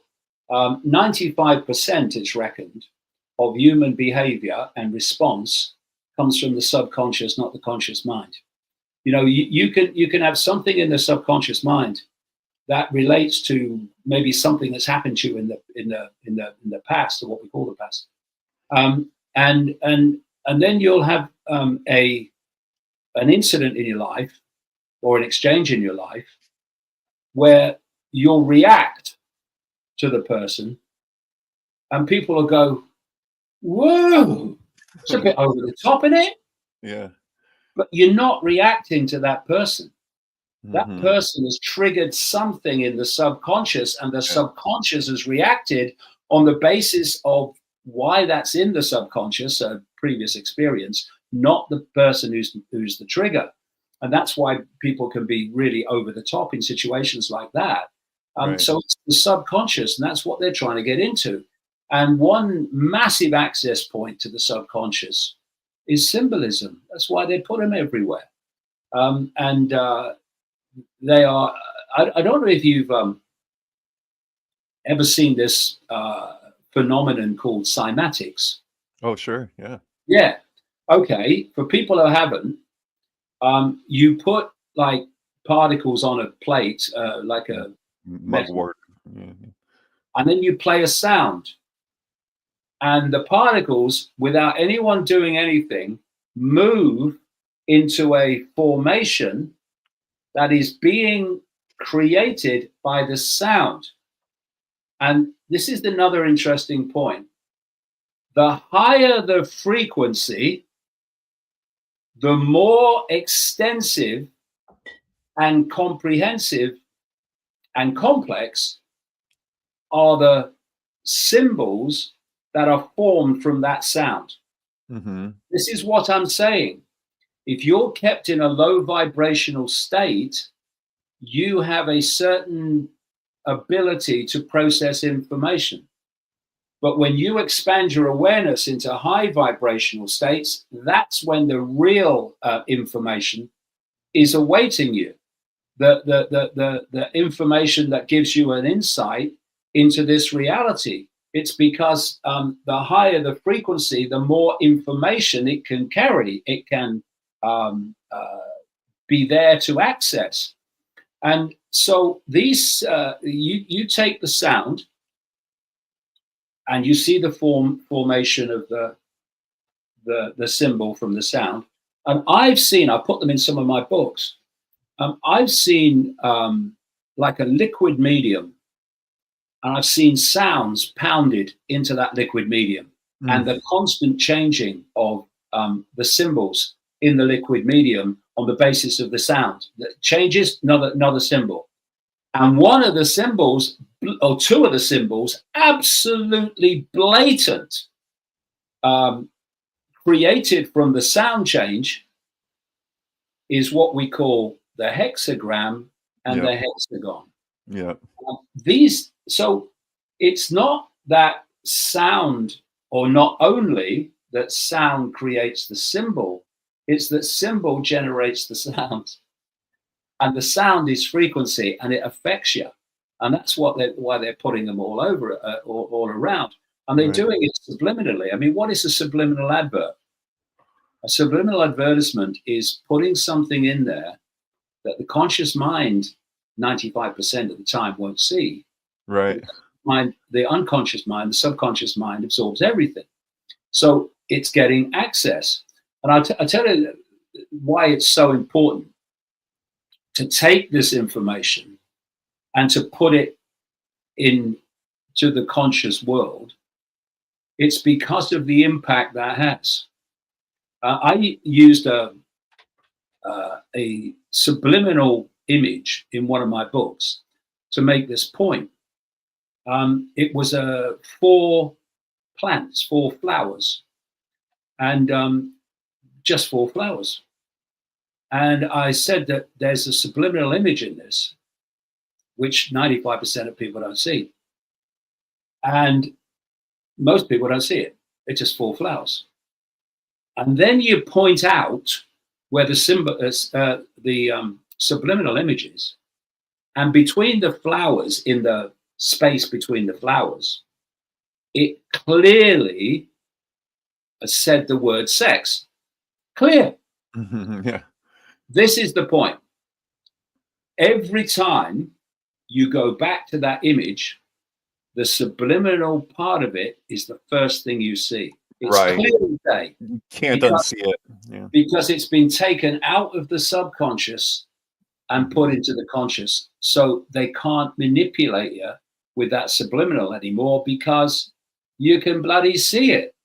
And what's been happening, over these 36 years now of what I've been doing, is you're taking stuff out of the unconscious where all the manipulation's going on, and you're presenting it to the conscious mind.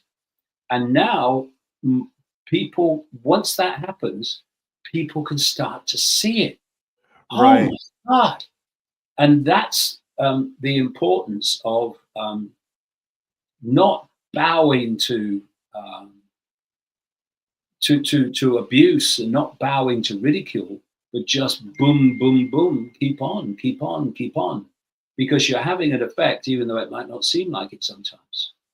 Isn't there something to be said about when people's like when you don't think that you're vulnerable to manipulation, or you don't think someone might think that I can't be hypnotized? Aren't you all the more vulnerable to hypnosis through that, like that type of arrogance? Like I see the hubris in the world from people where they act like they're above being manipulated, and they seem to be the most easily manipulated. You know what I mean?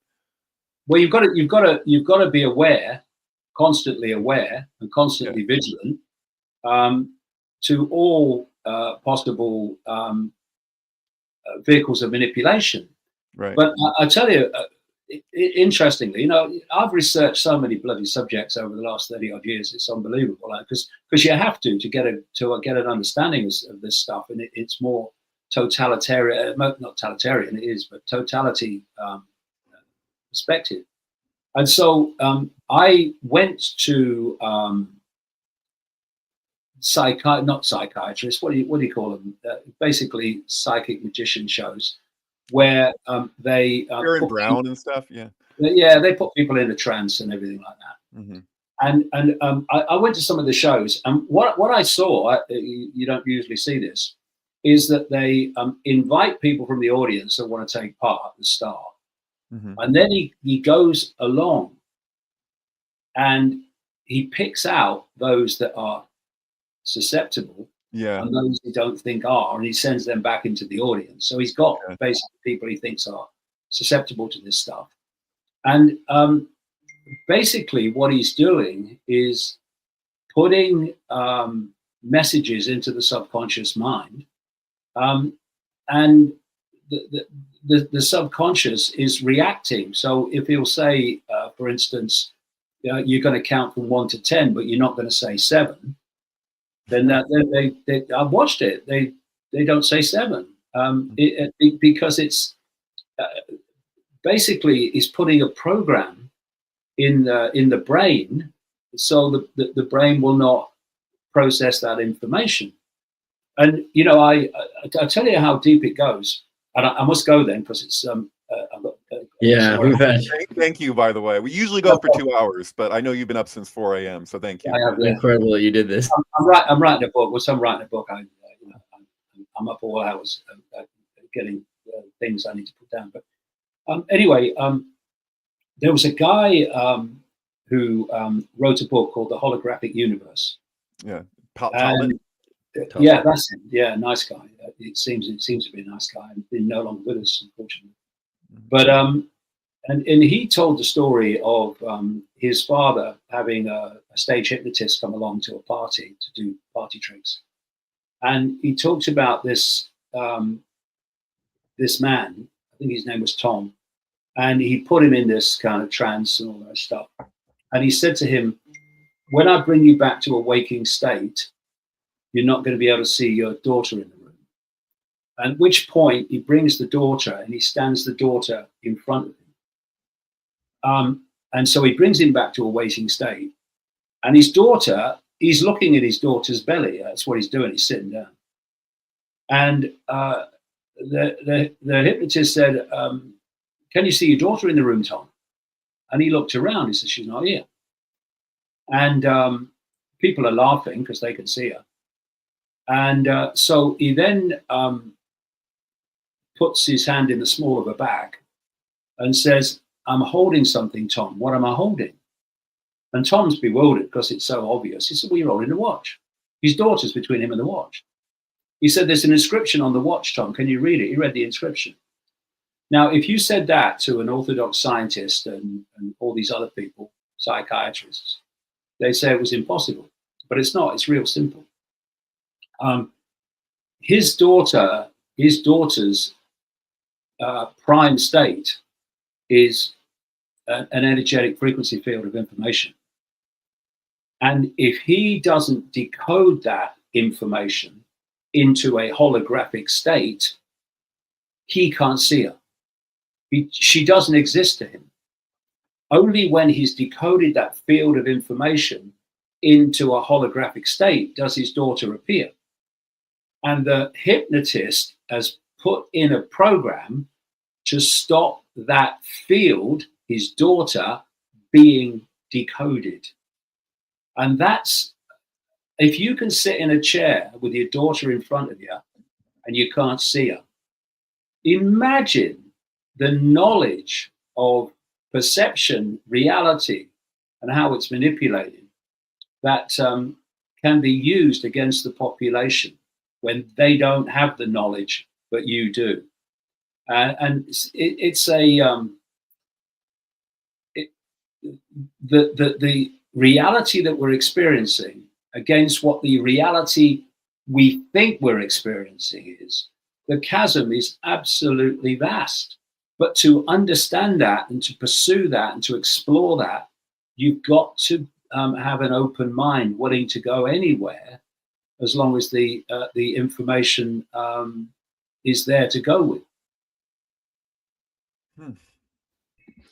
So awesome, David.